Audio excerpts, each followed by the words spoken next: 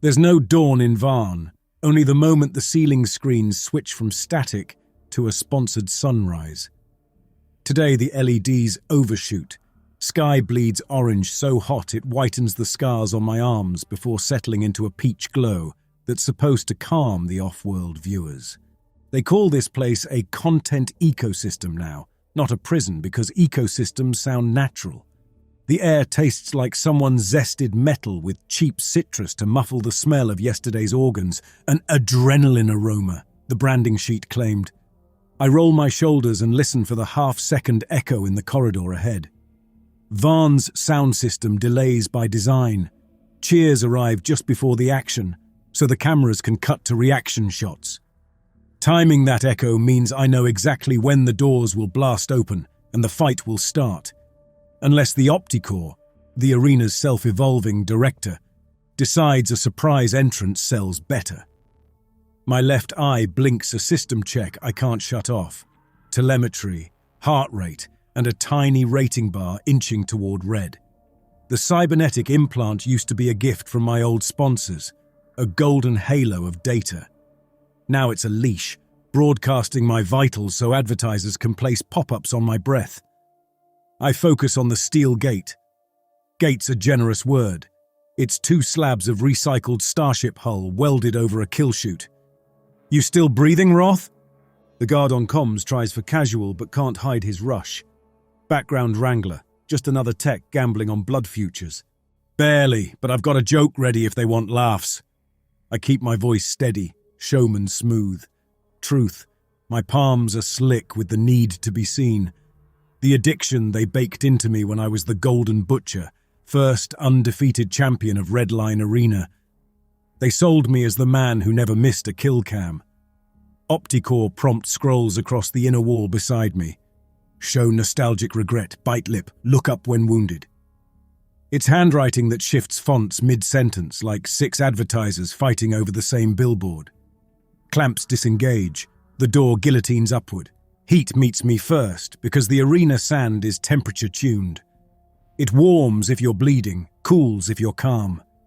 I step onto powder that feels neutral. Good sign. They haven't rigged me to gush instantly. The floor ripples under hidden tremor rigs, sculpting dunes and bone-white pillars. I smell scorched polystyrene under the cosmetic dust. Set dressing for a desert duel. My opponent, a thin kid, maybe 18, branded collar reading bleed credits 320 in red LEDs. New meat. They're throwing me soft targets again so I can stretch the match and spike suspense metrics. The kid carries a spiked chain too heavy for his frame. His eyes are wide. He's looking past me, up. I follow the stare. There, on the upper gantry where only drones perch, stands a woman in a tattered Fang logo tee and face paint flaking like old static.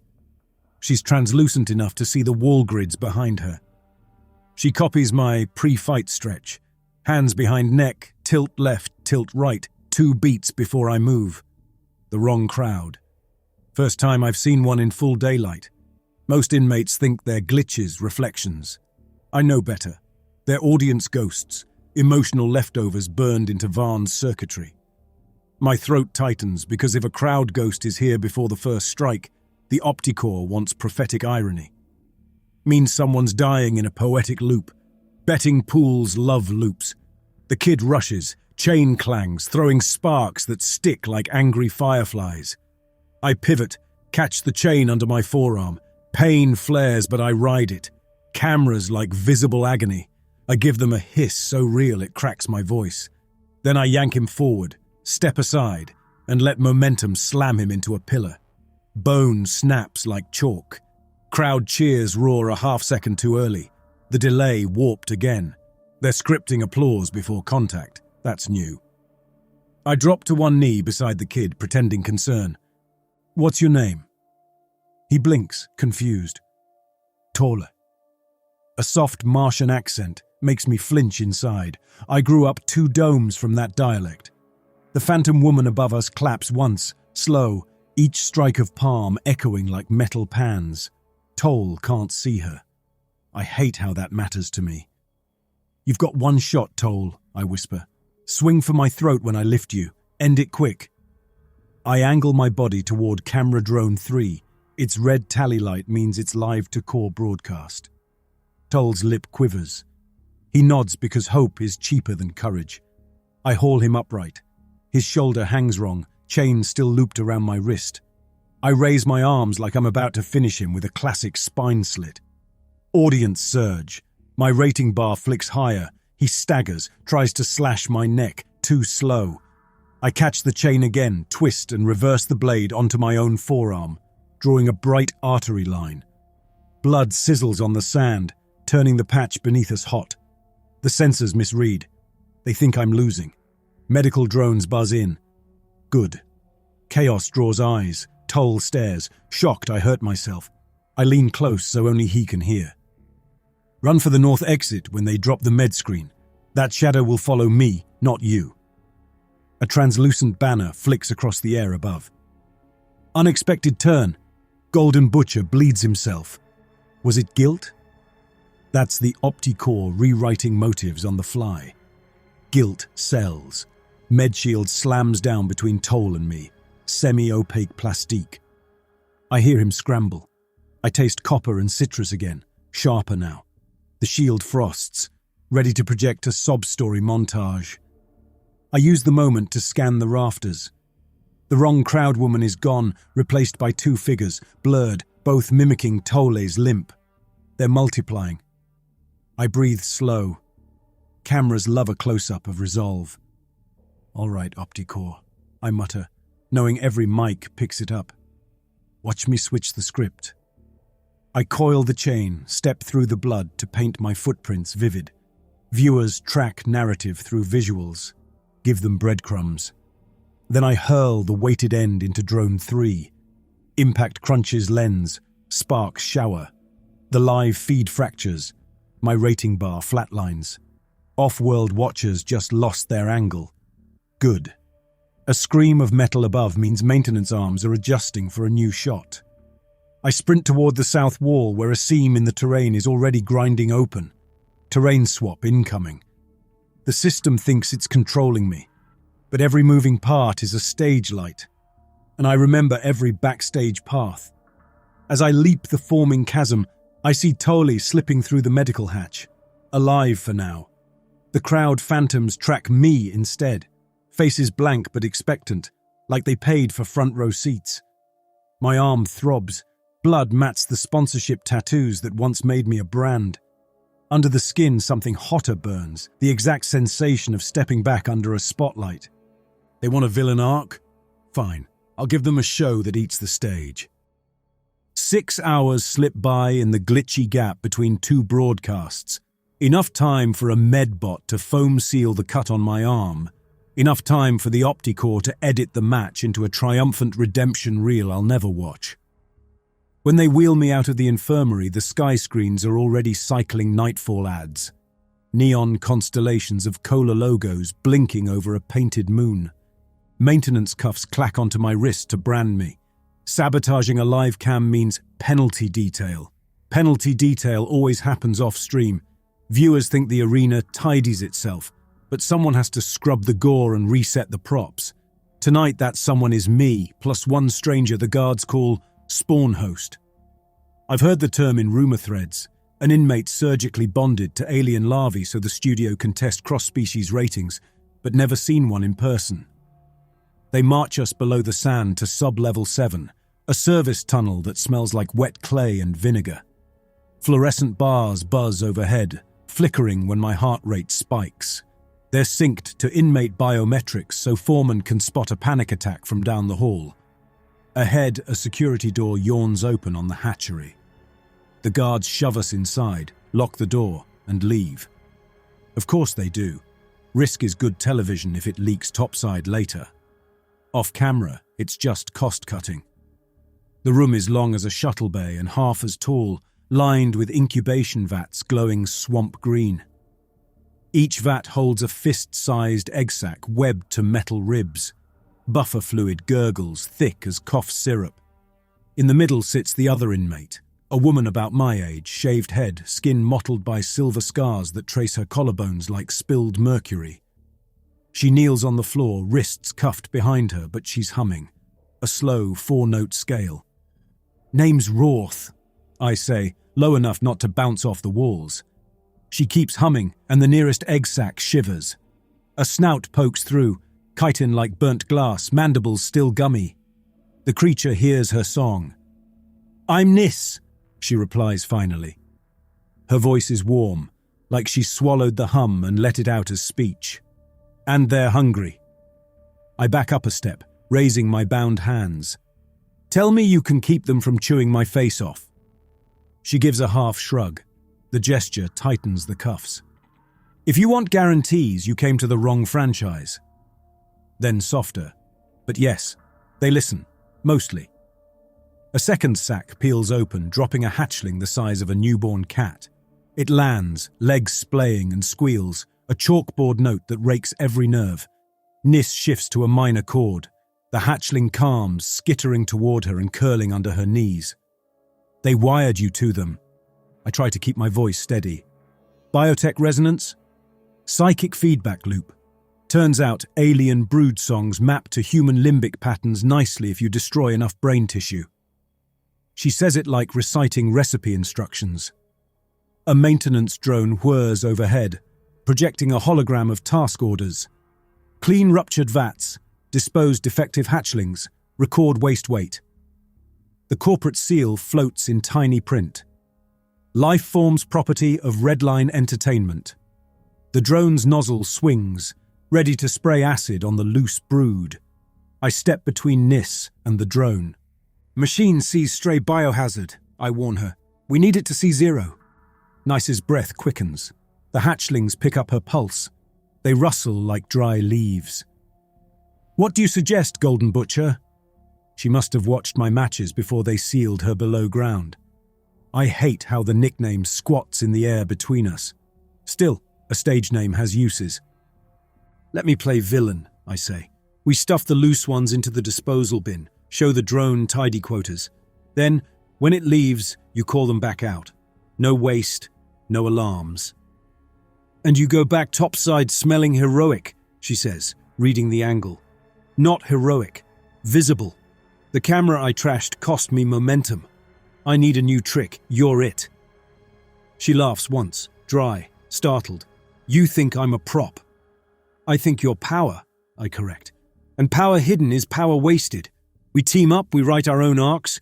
You keep the brood sane, I keep the audience blind until we're ready." Nis studies me. Her eyes are 2 shades of grey, the left lighter scarred from something caustic. "If I say no, then the drone melts your children in 2 minutes." I don't soften it. Truth is leverage. She lowers her head, hums the 4-note scale in reverse.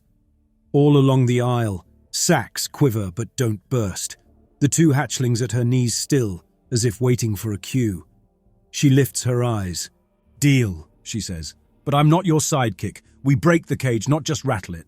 "Break it," I repeat and mean it. I pivot to the drone, wave my bloody sleeve so the bioscanners read, "Clean up in progress." Nis gathers the hatchlings into a metal basin, covering them with her body so the drone's sensors log organic weight without identifying species. I yank a broken vat hose loose, douse the floor to fake acid spillage. Numbers scroll green. Acceptable contamination level. The drone chirps approval, files a compliance report, and glides toward the exit hatch. The moment it seals shut, Nis whistles 3 sharp notes. The basin lid vibrates. 8 tiny larvae crawl free, glossy as wet obsidian, and scuttle back to her feet. She murmurs thanks in a language only they feel. "First step," I say, unlatching my cuffs with a magnet chip I palmed earlier. "Tomorrow, I get us both on surface duty detail. Audiences love redemption pairings. You sing, I fight, ratings soar. While they watch our right hand, the left hand, these little ones map the ventilation shafts." Nis strokes a hatchling's shell. "Spies in every duct." "Exactly." I offer her my magnet tool. "Free yourself." She unlocks the cuffs, stands, and for a second the overhead lights frame her like a spotlight. The brood circles our boots, silent now. "Roth?" she says, as if testing the weight of the name. Don't betray me on broadcast. If I do, I answer, I'll let you write my exit line. She grins, and the hatchlings echo the curve of her mouth, mandibles parting like petals. Somewhere above, the ceiling screens reset to simulated dawn.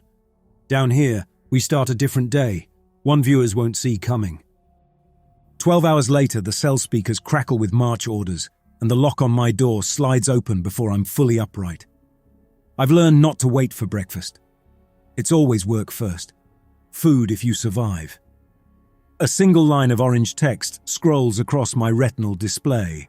Surface detail, Arena Stage B. Asset pairing, Flint and Sill.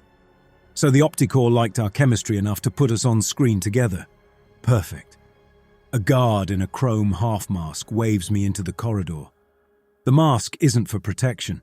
It's a lens array that streams everything he sees to the live editing suite. Nice joins me at the lift, hands uncuffed but wrists still marked from last night. She wears a simple inmate jumpsuit, but thin veins of dark resin weave under the fabric, lines where the brood's bioconductive web melds with her nervous system. She meets my look with the cool composure of someone listening to a song only she can hear. The lift jolts upward. A drone in the ceiling projects our mission brief in mid-air. Stage B requires biome reset, remove prior match rubble, place fresh hazards, test trap triggers. Estimated viewer engagement, moderate. That last metric tells me we're in a filler segment, sandwiched between bigger bouts. Makes sabotage easier. Lower stakes mean fewer on-site producers. I nudge Nis with my elbow. You brought the choir. She lifts a hand casually, and I see two hatchlings clinging beneath the sleeve, suction pads gripping fabric. Their shells have mottled to match the jumpsuit grey, camouflage already evolving. They wanted fresh air, she murmurs. Tell them the cue is 3 clicks, I say, tapping my tongue against my teeth twice so she hears the cadence. 3rd click, they run the plan. The lift doors part, dumping us onto Stage B, a synthetic swamp designed for ambush matches. Knee-deep sludge churns under a membrane walkway. The walls are framed like a live-action set, hollow mangrove trunks with fog nozzles hidden in the knots. We step onto a maintenance plank and the guard plants himself at the rail, visor irising open to zoom on Nis. Already he's more interested in her scars than in protocol. Hands visible, he orders. His voice carries that filtered bass the studio adds to make every command sound cinematic. I comply, spreading fingers. Nis does the same. One hatchling drops behind her heel, too small for his lens field. Task docket, he continues, reading from an arm tablet. You clean the south quadrant, drag salvage to the incinerator. Any breaches you pay in flesh. He's reciting boilerplate, not even glancing at us now, zoom locked on Nis's spine. We trudge on to the muddied sand. Overhead, spotlights idle in standby orange. The main camera rigs hover further back, piloted automatically unless human directors take manual control. I keep my pace slow, giving the hatchling time to scurry along the underplank mesh toward the base of the guard's platform. Nis hums a low chord that vibrates through the sludge, guiding it. I bend to retrieve a broken prop spear left from yesterday's match, swinging it in an arc to test balance. The guard snaps, no weapons. I freeze, raise the pole vertical. Just clearing rubble, I say, voice mild. He mumbles an okay, already bored. Time to bait him closer. I roll the spear shaft under my palm so metal clanks against the walkway rail. It's a noise the audio filters flag as unsafe, which means the Opticore zooms in. Sure enough, a small drone swivels our way. The guard's visor flashes red as the live channel activates. He straightens, aware he's on stream. Eyes front, Roth, he barks, stepping nearer to yank the spear. His boot hits the seam where hatchling acid just ate through support struts. The plank collapses with a wet crack. He drops waist deep into the swamp, visor sparking from impact. 3 clicks of my tongue, sharp, deliberate. The first hatchling erupts from the water, jaws latching onto the exposed cables of his mask.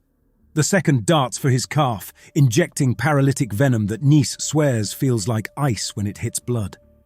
He screams, voice flanging through half-dead circuitry.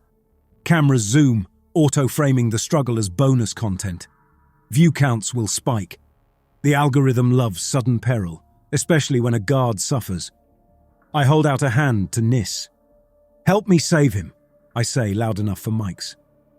The hero narrative sells too, but only if it's messy. She grips my wrist, leveraging her weight so we both haul him towards shallow ground. The hatchlings obey her recall hum, scuttling beneath the murk. Viewers at home will replay the bite in slow-mo and swear they saw nothing unusual. The guard's visor fritzes out completely, leaving a spiderweb of cracks that reflect the arena lights into his own eyes. He coughs swamp fluid, shaking. "Medical, now," he pants. I slap the emergency beacon on his belt. Distant shutters open as med drones launch. While we wait, I lean close enough for only him and Nis to hear. "Your feed cut mid-fall," I whisper. "When the studio reviews, they'll blame faulty terrain supports. You log this as an accident, we all keep breathing." Terror rides his exhale. He nods, too stunned to argue. Losing a camera isn't just painful, it's a fine that comes out of a guard's pay. He'll write any report that spares him another debt. Nis kneels to clean slime from his cracked visor, humming a lullaby note. The guard's pupils dilate, calming despite himself. Med drones arrive on silent rotors, inject stabilizers, and cart him out. The main broadcast drones follow the stretcher, leaving us alone on stage B. I exhale, blood roaring in my ears at the speed of it all. "That's a spark," I say, half to Nis, half to the empty swamp. She strokes the water's surface. The hatchlings nibble her fingers like pups. "A broadcast spark," she corrects. "But sparks light fires. What's next?" "Next," I answer, already cataloguing routes, runtimes, and blind spots. We make them hunger for a blaze so bright they forget who struck the match. High above, the spotlights shift from orange to white, powering up for a fresh segment. Somewhere in the tower, a director sees the guard's injury stats spike engagement and schedules a follow-up interview. I smile into the false daylight, every nerve singing with possibility. The show just gave us prime time. All we have to do is burn the script. 4 hours after the swamp incident, the evening slot lights blink crimson, a countdown only veterans recognize. Crimson means the Opticore just rewrote the card and wants blood before the daily viewer surge peaks. A guard hustles Nis and me down the freight corridor, handing us fresh costume plates. Mine a battered shoulder rig stamped with my old logo. Hers a sleeveless vest laced tight to show every silver scar. They're dressing us as a duo now, proof the edit suite smelled a narrative vein to tap. The holding ramp opens straight onto Stage A, the flagship arena shaped like a coliseum sliced in half and tipped toward the cameras. 50,000 remote spectators fill hollow boxes across the rim. Their avatars shimmer as translucent silhouettes stacked 10 rows high. Mixed among them, I see the wrong crowd ghosts, feedback images, flickering in and out like bad memories of applause. Spotlights pop in dizzy strobes, and sand planes shift under hidden pistons, rearranging the battleground into concentric terraces. Center stage stands Warden Strath, better known to subscribers as Bulwark, a former champion turned enforcer. His armor is a walking billboard, cobalt plates etched with sponsor gifts that ripple each time he flexes. Beside him growls a contraption the studio calls a howler rig, a cyber mastiff whose throat amp is tuned to shake bones. They're the heroes in tonight's advertisement for discipline. A lens drone glides inches from my face. Its LED rim glows green for live feed. I give it a smile just crooked enough to look unsafe. "Viewers, witness the 7th redemption trial," booms the arena's PA. Voice-layered male and female, the Opticore's chosen composite. Disgraced champion Lex Routh returns alongside unexplained Asset Nis to face Bulwark's judgment.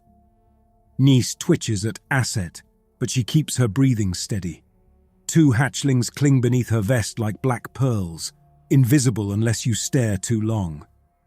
The rule slate materializes in mid-air text. First combatant to force surrender wins. Lethal force authorized at Bulwark's discretion. Penalties doubled for sabotage. Translation: they want us brutalized, but cameras stay rolling no matter what.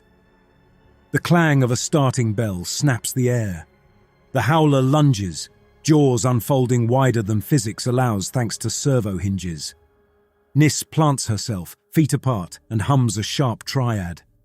The mastiff falters mid-pounce, hackles rippling like static interfered with its code.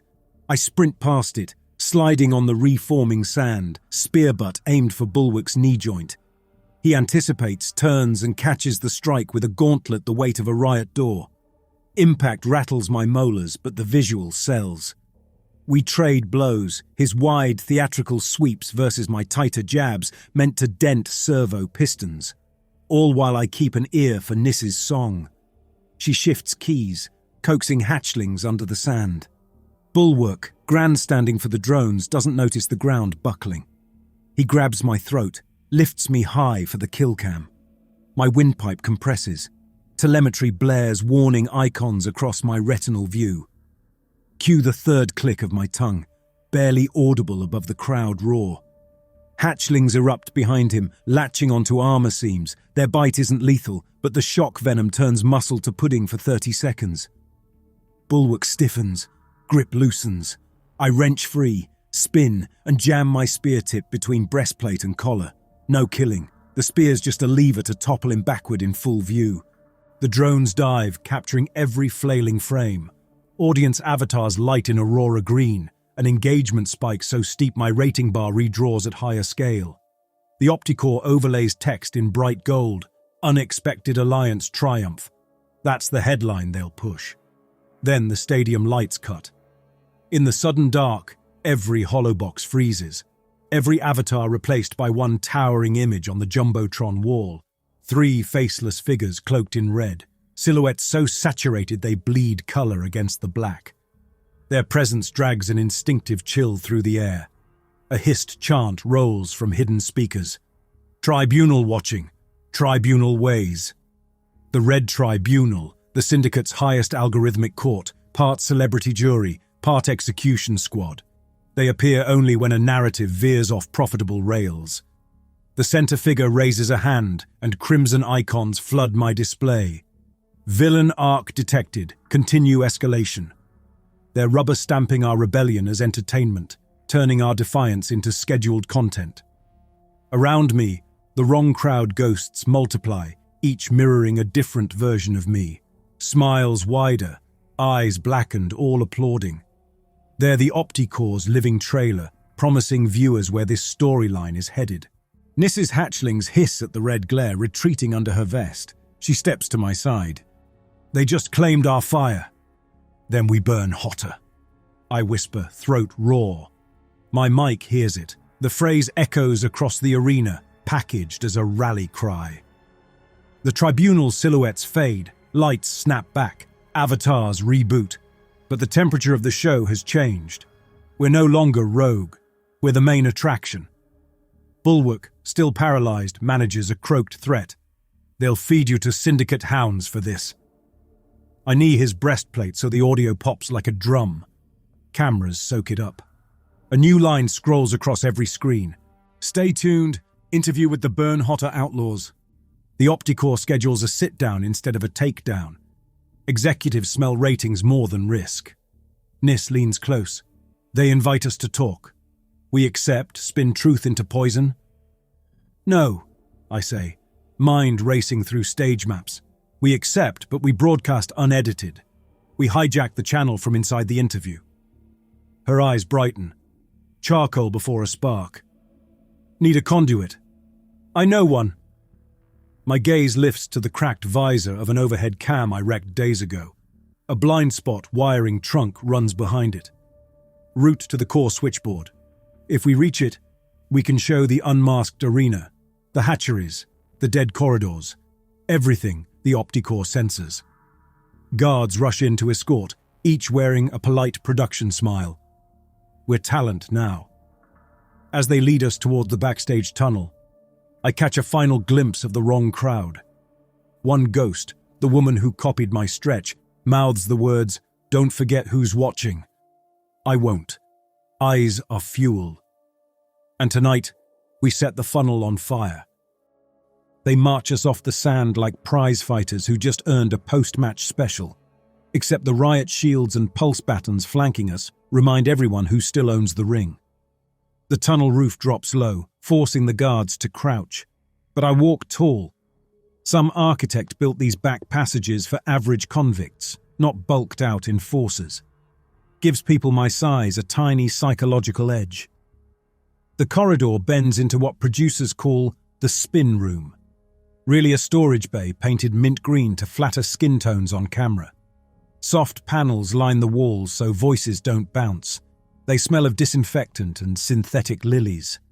A makeup tech in a drone-controlled harness swoops close with a tissue to dab the sweat off my brow. He whispers the sponsor tag they want me to drop mid-interview. An energy gel company that once decorated my old entrance videos. I nod like I'll cooperate. Niss's hatchlings stay hidden, but I feel them skitter across her ribs when the tech reaches for her face. She bats the applicator away, cool as a surgeon. The drone retreats, updating its risk matrix. Across the room stands Dre Quell, tonight's interviewer. Tall, athletic, eyes like polished brass. Dre used to fight before he discovered his real talent, narrating other people's pain. His suit jacket projects slow-moving numbers, subscriber counts, which tick up every time he smiles. I've never met him, but I know the type. Charming until charm stops selling, then ice. "Routh, Niss." Dre steps forward, voice pitched for intimacy, even though his lapel mic is hot. "Great show out there. Bulwark's trending 4th planet-wide. You ready to make it number 1? "Always happy to help the analytics," I say, matching his grin. A red tally light blinks above the interview set, a semicircle of stools in front of a hollow screen. That screen loops highlight reels, my early career knockouts. They've trimmed the guard mauling so it looks accidental. The official story. Our teamwork overcame the odds. Clean, heroic, profitable. One stool sits a meter back from the others beneath a cracked ceiling cam, the one I spotted earlier. Its lens is dead, but behind the assembly, a fiber-optic trunk feeds half the arena's subnets. Production never bothered to reroute after my last rampage here, guessing no inmate would get this close again. Opportunity gift-wrapped. I lean toward Niss. 15 seconds of line static is all we need. Your brood can chew through the trunk. "Two can," she murmurs. "But it'll hurt them. Glass strands cut soft mandibles." My chest knots. I'm planning sacrifices already. "We pull them back the instant the switch flips. Promise." She doesn't nod, just brushes the underside of her vest. The brood's silent roll call. Dre claps twice, cameras swivel. "Places everyone." He strides to the center stool. A guard triggers our cuffs but leaves them unlocked to look merciful on screen. That's their mistake. We sit. Stage manager counts down on fingers, 3, 2. Dre opens with practiced warmth. "Galactic viewers, you saw them triumph against impossible odds. Now meet the pair pushing Vaughn toward redemption, Lex Routh and the mysterious Niss." Applause tracks swell in our ear implants. I keep breathing slow. The retinal display pings green across my vitals. Perfect performance metrics. Dre turns to me. "Lex, sports boards say you looked reborn out there. New purpose?" "Purpose evolves," I answer. "I spent years giving audiences what they wanted. Tonight I realized what they need is the truth. The algorithm flags that as a potential inspirational hook." Text scrolls behind us. "Truth untamed." Dre gestures, signal to dig deeper. He's fishing for a shareable quote, unaware he's about to choke on one. "And what truth would that be?" I click twice, sharp, rhythmic. Beneath Nice's vest, 2 hatchlings slither free and dart under the cracked cam mount. Tiny claws scrape drywall, a rustle masked by crowd noise. Nis speaks before Dre can follow up. That cages come in many shapes, she says gently, eyes never leaving the lens. Some are iron. She taps her chest where micro scars glimmer. Some are stories told about us. The brood reaches the trunk. I feel the fibre cut, an almost inaudible ping that ripples through the lighting grid. All screens stutter one frame. Dre blinks, unsure if it's his monitor. I seize the beat. Let me show you. I rise, slow enough that security hesitates. Standing mid-interview is great drama. Cameras adjust. I stride to the busted cam, yank the metal plate aside. Sparks spit. The main broadcast feed flashes yellow. Routing error. Lex, that area isn't safe. Dre starts, nerves fraying. Nice's hum drops to a sub-bass thrum that rattles my sternum. It tells the hatchlings to retreat. I plunge both hands into the cable bundle and twist the primary coupler. The studio image fragments into kaleidoscope shards, then blooms into raw surveillance footage of Sub-Level 7. Vats, larvae, bodies on hooks awaiting biotech harvest. No color correction, no marketing gloss, just fluorescent horror. Gasps sizzle through headset feedback. Avatars in spectator boxes freeze, their programmed cheers unable to pass unvetted content. Somewhere up the control tower, an engineer slams override keys, but the coupler reroutes spirals signals through backup loops, exactly like I practiced on scrap wiring in my cell. Dre stares slack-jawed, forced to watch his network bleed.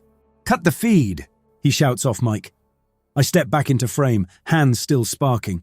"Viewers, you wanted redemption. Start with fact. Varn is not a stage, it's a slaughterhouse." I point at the footage where med drones carve implants from a sedated inmate. "Every cheer you logged paid for this." I taste iron, maybe from bitten tongue, maybe from the air ionizing around the shorted lines. Alarms finally wail. Red floodlights hit like dawn in hell. Guards rush the set, pulse batons primed. Nis stands, spreading her arms. Hatchlings coil along her shoulders, shells glinting firelight. She sings one pure, ringing note that feels like glass cracking. The guards falter. It's not just the song.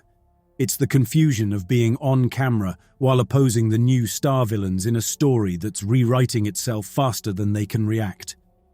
I grab Dre's mic, yank the cable free, jam it into the open coupler. "Nis!" I shout over sizzling sparks. "Tell them what the brood hears." Her eyes turns molten. "They hear hearts afraid to look away," she says. The line carries raw into every still buffering screen. Then the control tower kills power to stage A. Darkness stamps out the set. Emergency strobes ignite, painting silhouettes in arterial red. The broadcast is down, but a sliver of truth already escaped. In the flicker, Dre bolts for an exit. Guards swarm. I can't stop them all, but I don't need to. I just learned how porous the system is. Nis grips my wrist. Her brood wraps around our joined arms like living cuffs. "Did we burn hot enough?" she asks. "Hot enough to be noticed," I answer. "Next time we burn where they can't douse it." Footsteps thunder closer. Spark smell thickens as the coupler melts. Somewhere outside the blackout, the red tribunal recalculates profit versus risk. And in the hidden vents above us, new hatchlings awake to the hum of a melody that sounds like revolution. The blackout bought us 9 hours, just long enough for the producers to reframe treason as tonight's blockbuster event. By first bell of the simulated morning, Nis and I are shackled to a mag-rail sled with half a dozen other inmates I barely know. At the front of the line stands Darlan Kasich, a wiry man with silver eyes and a voice forever stuck in whisper range. Back when the syndicate still pretended at research, Dalen was their exobiologist. When he refused to weaponize the brood's pheromone language, they dropped him in Varn to learn on the job. He learned all right. Every hatchling within a kilometer perks up when he clears his throat. As the sled rattles through loading tunnels, he leans back so only I can hear. You tunneled a hole through their story yesterday, he murmurs. Tonight we drive a truck through it. Truck's name is Nova Kane, I remind him. Nova Sweetkill Kane is the Syndicate's top assassin, thin as piano wire, movement spliced with frame-skip implants so she seems to flicker through space. Her brand promise, no survivor, no rewind. Perfect pay-per-view finale. Nis strokes the inside of her sleeve. 6 broodlings cling beneath the fabric, claws anchored to her skin. They feel static in the air, she says. Audience curiosity is an electric field. The sled stops. Heat lamps flare overhead, blasting us with stage light before our eyes adjust. We step onto Arena Prime, a circular pit rimmed in mirrored walls so every camera angle multiplies into infinity. Above, sponsors' banners jitter between logos, glitching from last night's code breach. The feeds still roar around the edges. Across the sand stands Nova Kane, draped in black filament that drinks light. Her weapons are 2 ribbon-thin monoblades that spool from wrist cuffs like lethal silk. She doesn't pose for cameras.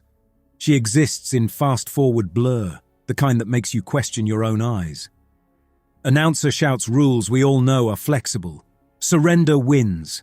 But Nova has never met a client who wanted mercy on tape. The starting klaxon barks. I pivot, but Nova's already beside me, air displaced in a cold rush. Her blade whistles past my chest, slicing the first shackle link. She wants drama, not instant kill. I roll away, feel sand flare hot where her blade kissed metal. Online viewers love thermal visuals. The Opticore paints the scorch mark neon for their benefit. I shout over arena speakers, voice amplified by my implant whether the studio likes it or not. Nova, the crowd's seen your highlight reel. Show them something new. Try fighting all of us. She tilts her head, interest twitching behind shutter-quick eyes. She flickers, appears 5 meters left, 5 meters right, testing reactions. Nis answers with a chord so low it trembles the sand. Every dormant egg buried beneath this set quivers. The audience can't see that, but the ground ripples like someone breathing under a sheet. Dalen steps forward, palms raised. He begins to speak in brood tone, clicks and throat pops that sound like broken typewriters. The hatchlings under Nis's sleeve answer, scuttling down her arm, disappearing into sand crevices, their lures calling to deeper tunnels. Nova charges Dalen, blade strobing. I intercept, locking her wrist with my forearm guard. Friction burns across skin, but I hold. For half a second our eyes meet. Hers are black film reels spinning. I whisper, "Keep the shot tight," and headbutt her visor. Polyglass cracks like ice. She vanishes, blink step behind me, just as planned, right as the first wave of brood erupts. The hatchlings aren't killing. They swarm Nova's ankles, pumping paralytic to gum her servo joints. She slices 3 apart, editorial gold for gore-hungry fans. But for every one that dies, 2 more surface. The crowd roars. The roar fractures into cheers and screams as fear splits the audience's reaction profile. Conflicting emotions, exactly the overload we need later. Dalen kneels, palms flat on sand. A bass note rolls from his chest. Pillars of larvae burst in a circle around us, forming a living barricade. Their shells refract spotlight beams into a halo no light tech could design. The visual sells unity, man and monster synchronized, and that image will terrify the tribunal accountants calculating brand safety. Nova tries a final warp dash and freezes mid-step, caught in a net of larvae filaments that fuse when exposed to her blade's heat. She's suspended like a fly in crystal. I raise my hands. Viewers, witness choice, Nova Kane can surrender. I pivot the camera drone with my palm so it frames her face, or the show ends here. She snarls, a glitch in human form, but nods once. The announcer's emergency script scrolls across the mirror walls. Unprecedented mercy arc. The Syndicate never planned this, which means the Opticore is flying blind. Dalen stands, voice calm as rain. Hive sees respect, he says, letting the brood loosen but not release. Show ends only when stories change. I step to Nova, slice her bindings with her own blade, then drop the weapon at her feet. Not a trophy, I tell her. A receipt. We took your scene. She laughs, a short, surprised bark, then vanishes in a clean blink, evacuation protocol overriding ego. Gates rumble open and guards pour in, but they stop at the brood wall, unsure which side earns the bigger bonus. Nis lifts her arms, broodlings retreat underground, dragging metal trapdoors partly off hinges, small sabotage to slow pursuit. I face the highest camera, heartbeat thundering. Arena Prime is ours, I announce. Send whoever you want. We're rewriting the script until the feed can't hold the truth. Avatars around the rim fracture into static as viewer sentiment hits maximum divergence, half exhilaration, half revolt. In control towers, algorithms scream for human override. That override is the Red Tribunal, and they're surely already inbound. Nis steps beside me, brood circling our ankles like living shadows. First chorus sang, she says. Next verse shakes the core. Dalen nods, eyes shining. Edit core is 5 levels down. Hive can guide us through ducts the guards can't crawl. The stadium's floodlights tilt, transforming our alliance into a single towering shadow on the mirrors, a shape too weird to brand, too raw to package. I taste the metal air, taste the panic brewing behind darkened glass. Then let's march before the next ad break, I say, and jump from the stage into the pit of sand still trembling with hidden life, headed for the tunnels that lead straight to the heart of the machine. The maintenance shaft tastes of dust and copper, the air hot enough that each breath feels boiled before it hits my lungs. Nis walks ahead, one hand on the wall, fingertips following a barely perceptible vibration, her brood's echo coming back through layers of metal. Dalen brings up the rear, whisper clicking guidance to larvae that skitter in the dark like living compass needles. We drop 3 levels without meeting resistance. Either the guards regroup topside, or someone wants us to think the path is clear. My gut leans hard toward the second. At the next junction, a steel grate slides open with a hiss too polished to be coincidence. Dre Quell stands in the glow beyond, suit jacket replaced by a tactical vest, but the same bright smile welded to his face. He holds a wrist slate that blinks with studio override codes, the kind that open doors the rest of us didn't know existed. Nis narrows her eyes. Fans don't give gifts for free.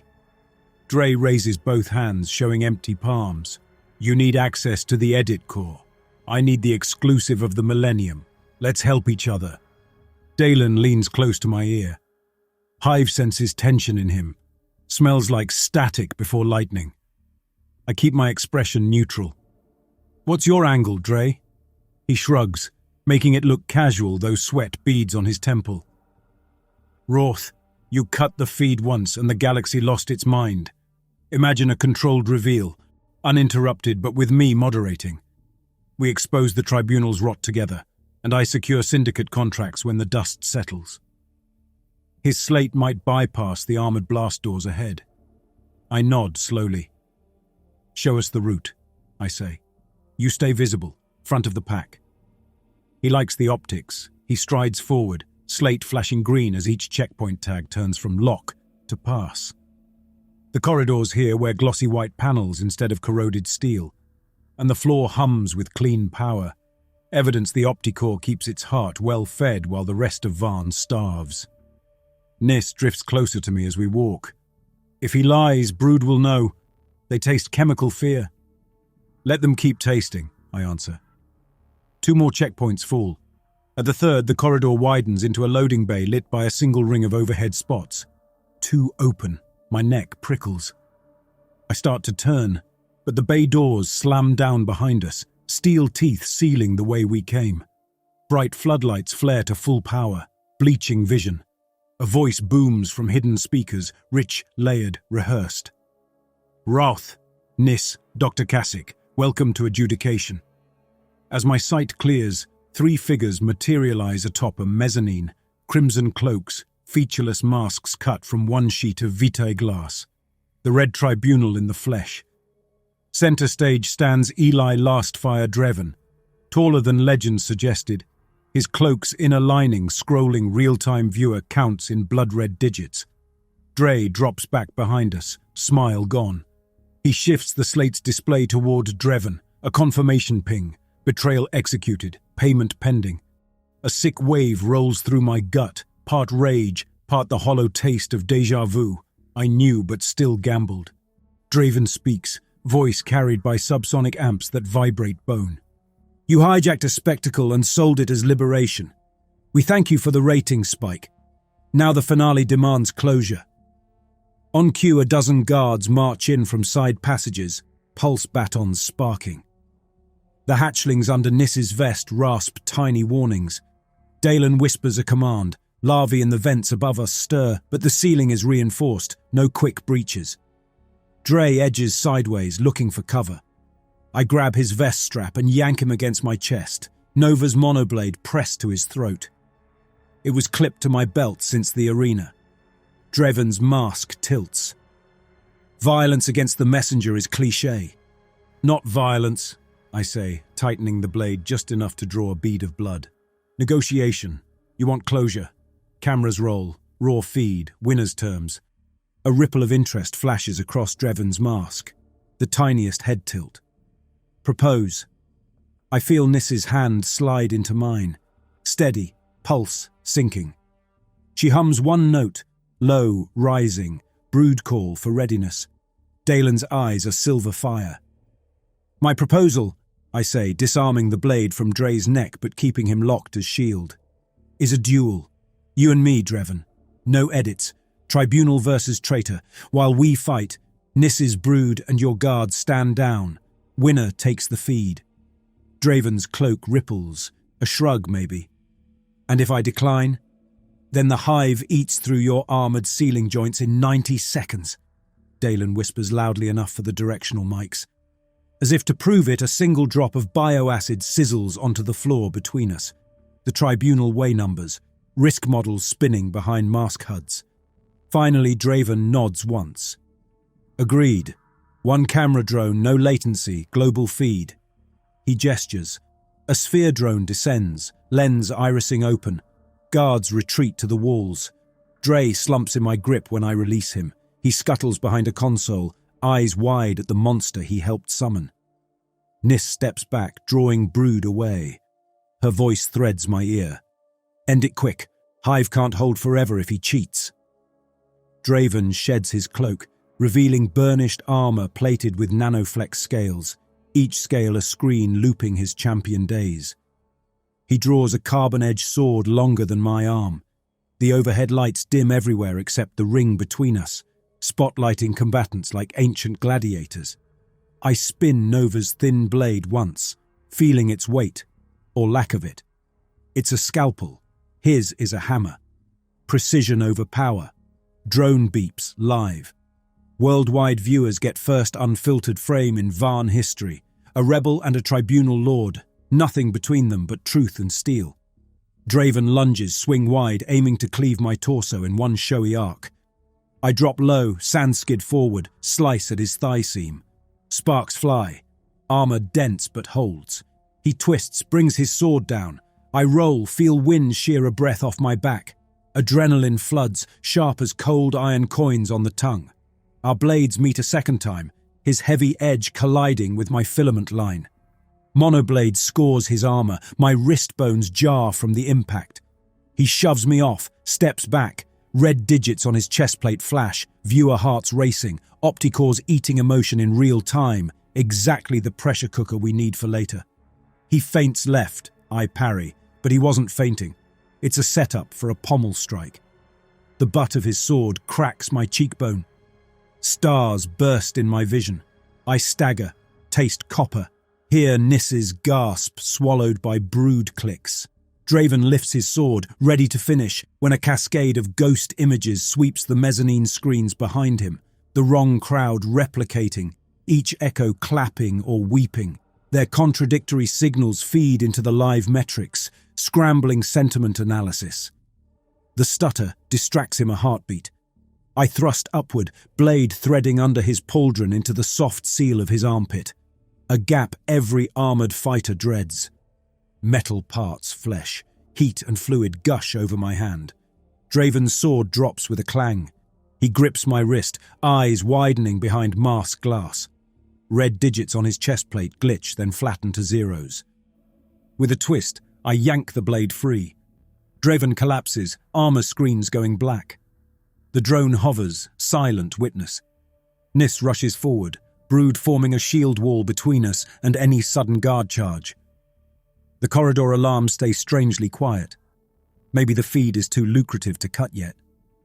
Dre peers from behind the console, horror and awe wrestling across his face. He's still transmitting. His slate light flashes green. I pick up Draven's fallen sword, heavy yet balanced, and hoist it toward the lens. Tribunal is broken, I say. Edit core is next. Watch or turn off your screens. Either way, our story keeps walking. I toss the sword aside, grab the coupler badge from Draven's belt, master key to tower levels. Nis nods. Dalen whistles a command and the brood flows after us like a living river. Behind me, Dre raises his slate, voice shaking. Hroth, take me with... I cut him off with a glance, sharp as glass. Redemption's off script now. Choose a side. We sprint toward the service lift. Guards hesitate, eyes darting between broken tribunal lord and our advancing shadow. A few kneel, maybe praying, maybe pledging allegiance to whichever narrative survives. As the lift doors slide shut, Nis presses her palm to mine. Her skin hums with brood song and blood heat. Edit core in 2 minutes, she says. And the truth flood 5 seconds after. I answer, feeling Draven's master badge warm in my grip like a fuse ready to burn. The lift shudders like a lung about to cough, then drops us 1 level deeper. Heat climbs in waves. The edit core runs hot enough to vapor cool its own processors, and the airflow tastes of metal rain. Nis's brood cluster around her boots, antenna aimed forward, drawn by a subsonic hum leaking through the walls, the opticore's pulse. The doors slide open on a corridor plated with mirrored chrome. Every step shows me a dozen reflections. Wrath as killer, Wrath as hero, Wrath already dead. Motion sensors light the floor in crimson arrows that try to shepherd us toward a tour guide path. I ignore them and swipe Draven's badge across a hidden service panel. It pops free, revealing a maintenance crawl space just big enough for a human and a tide of insects. Dalen climbs in first, muttering clicks that calm the hatchlings. I follow, feeling circuits buzz through my palms as we belly crawl above fiber trunks thick as tree roots. Each bundle carries a different cut of reality. Combat cams, heart rate overlays, applause tracks. We need them all, unedited, colliding at once. The chute ends at a mesh grill. I peer through and see the edit core, a spherical chamber whose walls are stacked hologram screens, each replaying a different inmate's day, trimmed and color-graded in real time. At the center hangs a crystalline processor cluster, the opticore's heart, suspended on magnetic fields. Drones flit around it like bees, injecting advertising prompts. Beneath the sphere, a single chair anchors a console ring wide enough to land a shuttle. Draquel sits in that chair. He must have taken a direct elevator while we crawled. Sweat darkens his collar, but his hands move with manic purpose, tapping hot keys that reframe last hour's footage into a redemption montage titled Rebels or Saviors, Vote Now. He's trying to own the narrative before we cut the line. Nis lifts a finger to her lips, then gestures. Wait. We watch as Dre loads a fresh asset, Draven's death, already color-corrected to make the blood more cinematic, into the highlight queue. The hypocrisy tastes bitter enough I almost kick the grate in, but Dalen catches my ankle and shakes his head. Timing matters. Nis whispers, Queen is near. I realize the hum under my ribs isn't just servers, it's brood song harmonizing through miles of tunnel, millions of larvae, all listening. If we trigger panic, the hive may erupt. I exhale slow. We feed truth first, then we sing respect. She nods. We drop through the grate. I land behind Dre, blade sheathed. Violence might derail precision. His head jerks up at our shadows. Roth, listen, I can spin this so you win the court of public. No courts, I say, brushing past him. The console recognizes Dreven's badge and unlocks root access. Data streams bloom across the ring, raw and chaotic. A prisoner sobbing under fluorescent buzz, a guard beating a teen, Nice humming to newborn larvae that glow like embers. Uncut, beautiful and horrific. I route every channel to all output ports. A warning flashes. Bandwidth conflict, emotional index collision. Nis steps to the console, places both palms on a haptic pad. Brood song flows through copper traces, merging with the feeds. Alien harmonics layered over human agony and joy. Screens stutter, then overlap, images ghosting into each other until no algorithm can tell which feeling to amplify. Applause meters spike and crash in the same millisecond. Sentiment analysis throws divide by zero errors. Dre backs away, staring at the chaos he wanted but can't shape. You'll melt the servers, he whispers. Heat lamps burst overhead. Sparks rain like summer hail. The crystal sphere flickers, fan blades whining. An alarm tries to sound but strangles halfway. The opticore's pulse becomes an arrhythmic throb. Dalen taps my shoulder. Queen is restless. Hive wants to hatch. Nis closes her eyes, singing a single sustained chord, minor into major, sorrow into gratitude. The note finds cracks in the metal and travels downward. I feel it echo off something vast below us, something that pauses on the brink of waking. The hum steadies, a deep exhale, as if the hive itself has chosen patience. I turn to the final uplink cable, a fat fiber umbilical anchoring the console to the relay tower. Cut it, and every monitor from here to the outer colonies goes dark. Roth! Dre's voice trembles. If you sever that, no one will know what comes next. You'll disappear. That's the point. I grip the cable. It's warm, almost alive with data. Years ago, I craved this warmth, proof countless eyes loved or loathed me. Now it feels like shackles. I look at Nis. Her gaze holds no plea, only trust that I'll finish the song right. Tell them goodbye, I say. She nods, steps to the mic array, and whispers one word. Nissance. I slice. A hiss, a flash. Then the chamber plunges into a quiet deeper than any cell block night. Screens wink out. Cooling fans wind down until I can hear my own heartbeat and the distant drip of condensation. No cheers, no narration. Just living bodies in a room. Emergency lights kick on, dim red that paints us in raw color.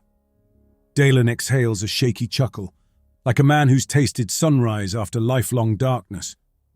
Dre sinks to his knees, slate dead in his hands. They'll never see me now, he mutters, half to himself. Livid instead, I answer, too weary for anger. Sirens in the upper levels still sleep. Without the opticore to coordinate, the prison is blind and mute. Passageways open ahead, maintenance ladders leading topside, service tunnels angling toward shuttle bays.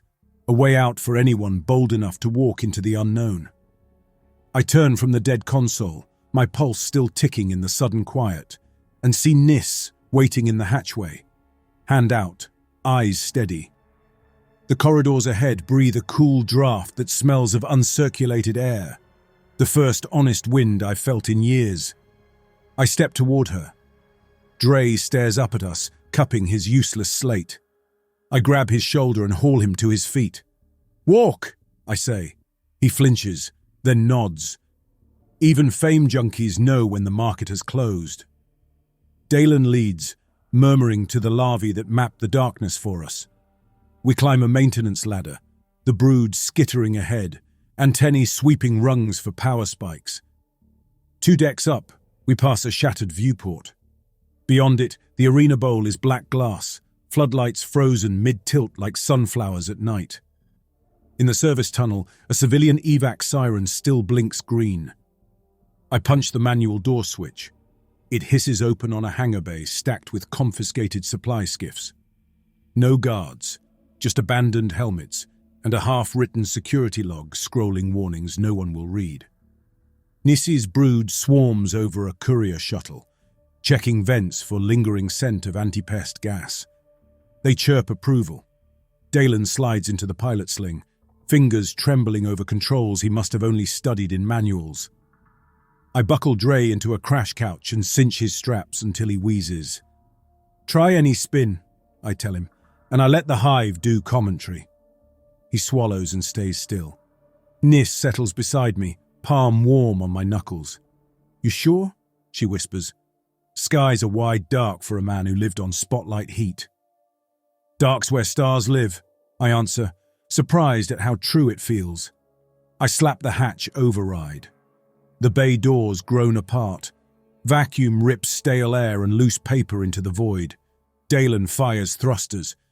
We slip free of Vaughn's gravity like a bad dream unclenching, the prison falling behind as a half-lit scar on a grey moon. When the last autopilot ping declares safe clearance, I unstrap and float to the rear port. Vaughn shrinks, every arena, every screen, every ghost nested inside that dim speck. 8 months drift by, measured less by calendars than by the slow, sure way my pulse forgets to brace for applause. We settle on a nameless moon that spins amber under a dwarf star. The soil is copper-rich but workable once you break the crust. Dalen swears the dust tastes of nutmeg, though I think that's wishful memory of real spice. We call the place Low Trace, a joke about the trace element charts we logged while stealing the homesteader kit that keeps our lungs working here.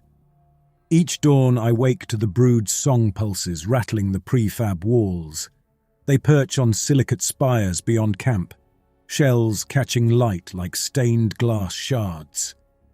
Nis stands among them in her sun hat, really just an old flight cowl stitched wide, teaching young hatchlings how to aerate topsoil.